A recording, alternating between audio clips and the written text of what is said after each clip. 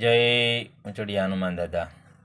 એકવાર સાબર સવારમાં પાણી પીવા માટે ગયો તો તળાવનું શાંત પાણી હતું. ત્યારે પાણી પીતું હતું ને તો તેનો પ્રતિબિંબ તળાવમાં બતાણો.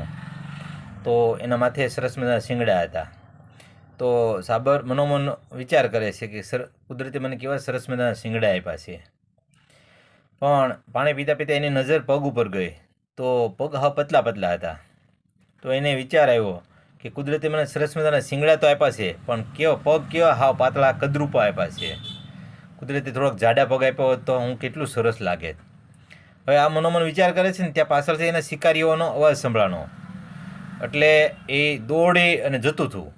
હવે જતાં જતાં એના શિંગડા છે ને પેલી વડલાની વડવાઈમાં ફસાઈ ગયા.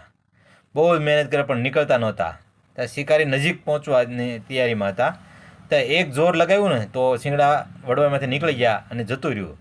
હવે કદરૂપા પગેથી દોડીને જતું રહ્યું.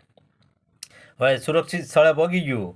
પછી એને બેસી અને વિચાર આવ્યો કે જેનો હું અભિમાન કરતી હતી, કે શિંગડાનું અભિમાન કરતો હતો ને, એણે મને આજે આફતીમાં મૂકી દીધા.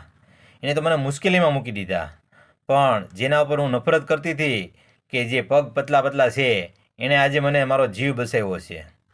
સાહેબ, કુદરત આપણને ઘણી એવી વસ્તુ આપે છે, કેમ કે હાથ, પગ, આંખ્યું, મોઢું, મગજ, પણ આપણે એની કદર કરતા નથી.